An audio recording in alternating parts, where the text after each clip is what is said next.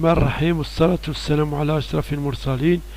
Chers élèves, nous arrivons à l'exercice numéro 2 de cette série d'exercices de devoir numéro 1 au premier semestre, type numéro 3. Donc, suivez bien la vidéo, c'est l'exercice numéro 3. Donc, on passe à l'exercice numéro 3. Donc, dans l'exercice numéro 3, nous allons aborder la géométrie, le calcul vectoriel. Donc, n'oubliez pas de vous abonner pour nous encourager à faire de mieux. Allez, on va commencer par l'exercice numéro 3. Troisièmement, donc, l'exercice soit abaisser un parallélogramme. Donc on a ici des hypothèses. Donc on va des données, on va construire des points, puis on va chercher des relations entre les vecteurs, puis on va montrer ou bien déduire les points alignés.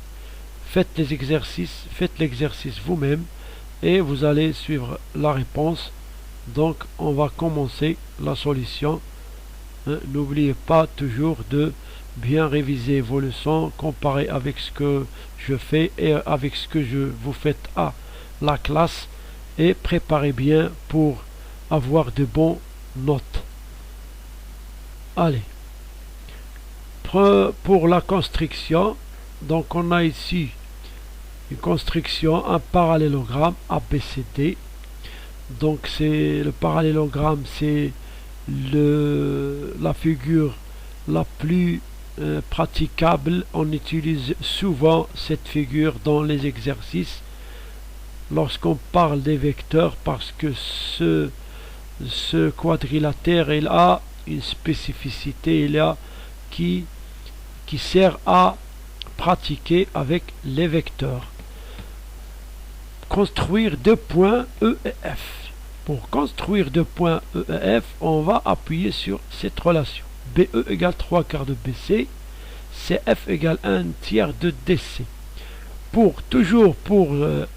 construire un point, en appuyant sur le produit d'un vecteur par un réel, on utilise des fractions. Lorsqu'on utilise des fractions, il faut faire attention à la fraction. Ici, on est 4 sur le dénominateur, donc on va diviser BC par 4.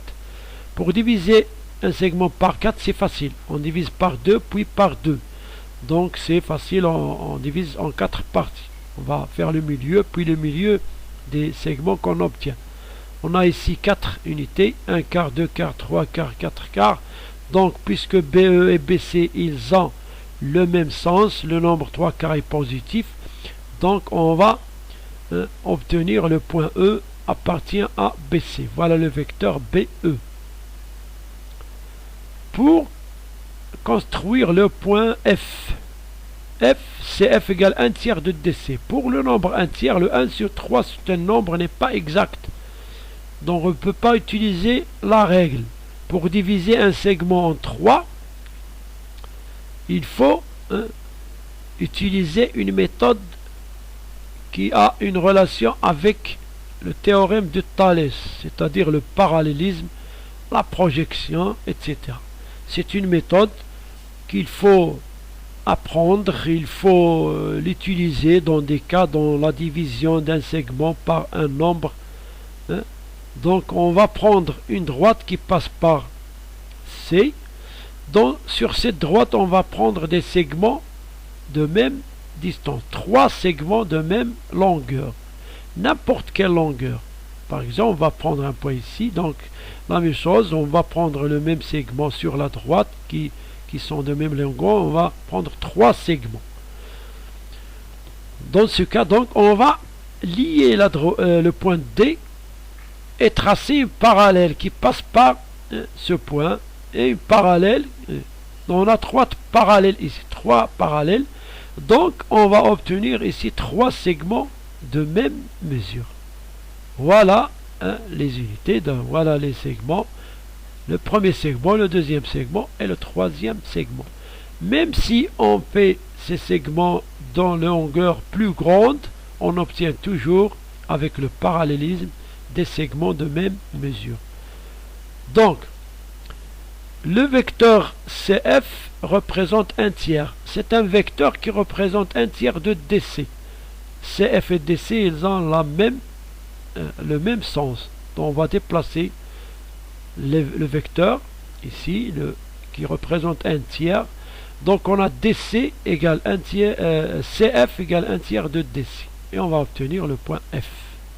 Voilà la figure qui est simple. On a fait 2 points EF, donc on va pratiquer dans cette figure sur les questions qui suivent. Donc on a la deuxième question, c'est donc montrant que AE égale 1 quart de AB plus 3 quarts de AC, EF égale 1 deuxième de AB plus 1 quart de AC. Dans ce genre de questions, toujours il faut rappeler bien qu'on utilise la relation de Schall. Donc on va appliquer la relation de Schall ici sur quel vecteur? Sur le vecteur AE et sur le vecteur EF. En commençant par AE. En appliquant la relation de Schall sur AE, quel est le point qu'on peut utiliser ici? On a des données, donc on regarde bien qu'ici on a AB, AC, donc la relation doit obtenir, donc on doit utiliser le B et le C. Donc on a un choix. Donc ici on a un choix. Donc qu'est-ce qu'on va utiliser? On peut utiliser AB. N'oubliez pas que nous avons utilisé un vecteur CE. Donc on va utiliser C. Alors, ou bien B. On utilise B avant et on va utiliser ici C pour avoir CE. AB plus BE. Pour le vecteur AB, il est dans la relation, donc on ne va pas le changer. Pour BE, on va changer parce que on a C, donc on utilise le point C. Donc, on va utiliser le point C, donc on va appliquer ici, premièrement BE, on va la remplacer avec 3 quarts de BC, puis on va utiliser le point A. Pardon, ici on a AB, BE, on a BE, les données, donc on va écrire. Ces deux données sont essentielles. BE égale 3 quarts de BC, donc BE égale 3 quarts de BC, ici, dans la relation, on ne trouve pas BC, donc on va utiliser le point A. Donc on aura quoi? On applique la relation de Schall sur BC, et on aura AB plus 3 quarts de BA plus 3 quarts de AC. Et on a AE égale 4 quarts. Ici, on réduit au même dénominateur 4 quarts de AB moins 3 quarts de AB égale. Donc ici, il y a 1 quart de AB plus 3 quarts de AC. Et on obtient la relation AE égale 1 quart de AB plus 3 quarts de AC.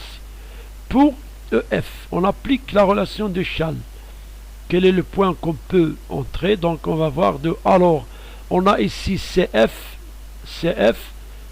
Donc, on va utiliser le point C avec F.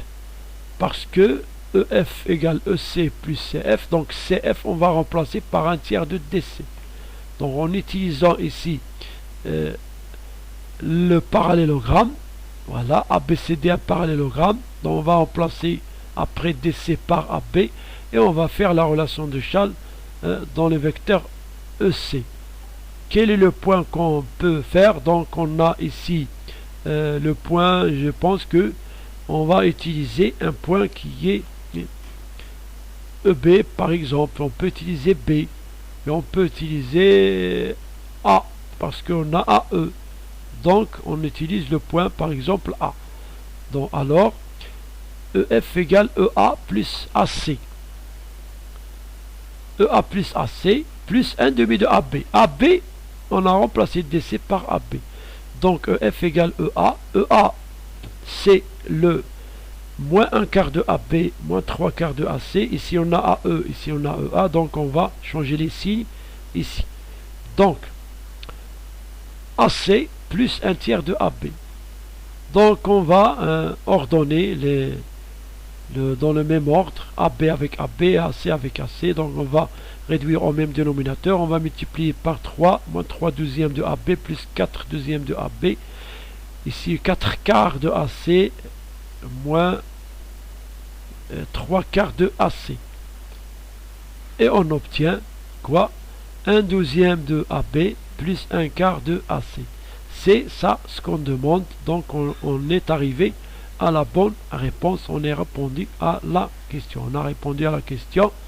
Donc toujours il faut penser la même chose pour lorsque on vous demande de montrer une relation ou bien une application entre les vecteurs avec le produit. Il faut penser à utiliser la relation de Chasles et les données que vous avez utilisées pour faire la construction. Donc pour la question, les points A, E, F ici sont alignés, donc on a la même figure, le point E, le point F, donc on va montrer que les points A, E, F sont alignés. Donc on a montré dans la question précédente que AE égale 1/4 de AB plus 3/4 de AC et EF égale 1/12 de AB plus 1/4 de AC. Donc ici on va chercher quoi? On va chercher une relation entre AE et EF. Regardez bien qu'on a ici 1/12 de AB, 1/4 de AB, 1/4 de AC, 3/4 de E. Donc si on multiplie le 1/4 par 3, on trouve 3/4. Le 1/12 par 3, ça va donner 3/12, c'est-à-dire 1/4. Donc on pense à multiplier le vecteur EF par 3. Donc on a le vecteur EF égale 1/12 AB plus 1/4 AC. Donc on multiplie EF par 3. On va trouver 3EF égale 3 sur 12 AB plus 3 sur 4 AC. Si on va réduire, on va trouver 3EF égale 1/4 de AB plus 3/4 de AC. Cette relation 1/4 de AB plus 3/4 de AC, elle est égale à AE. Voilà AE. On va remplacer, donc on a 3EF égale AE. Donc ici, les vecteurs AE et EF sont collinéaires, puisqu'on a 3 points, donc automatiquement les points E et F sont alignés. Donc on va voir les points A, E, F sont alignés.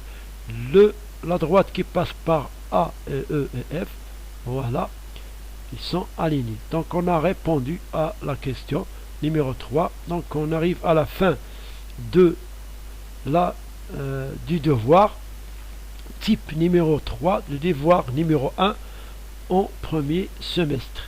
Donc bon courage mes élèves, j'espère que vous avez bien compris ces exercices et je vous souhaite une bonne note en devoir.